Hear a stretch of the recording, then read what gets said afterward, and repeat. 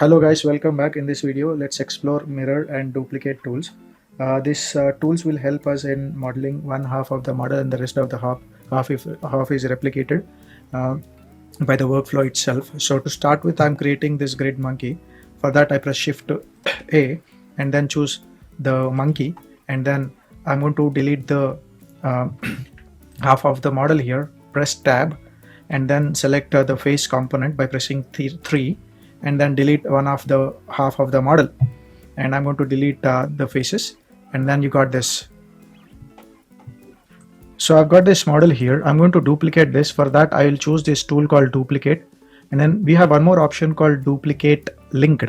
So you can use any one of the tool here, that should be okay, and then just click there and then you get the side menu, and here you got this linked option, which is the second tool here. Okay, so if you want to get duplicate linked directly, then you need to choose this. If not, this should be fine. Now what is this duplicate linked is when I select the original model and then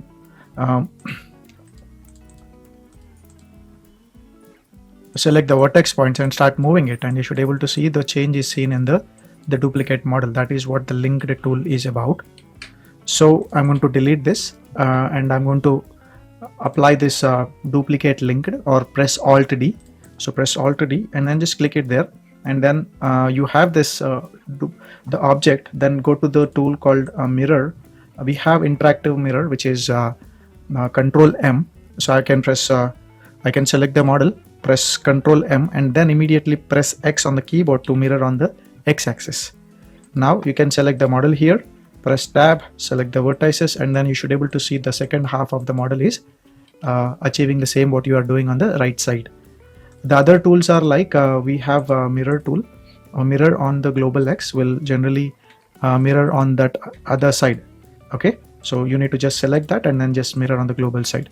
So we have two options here in the mirror, which is one is global mirror and another one is the local mirror. These are just local axis and the world axis of your move tool. There is nothing special about it, but sometimes it can be very important when you are actually mirroring the object in one part of the scene, and then its a local axis will generally help you get correct result. You can just do a trial and error for duplicating that tools. So I generally preferably use this. If it's not working, I may prefer with the local axis there. Okay.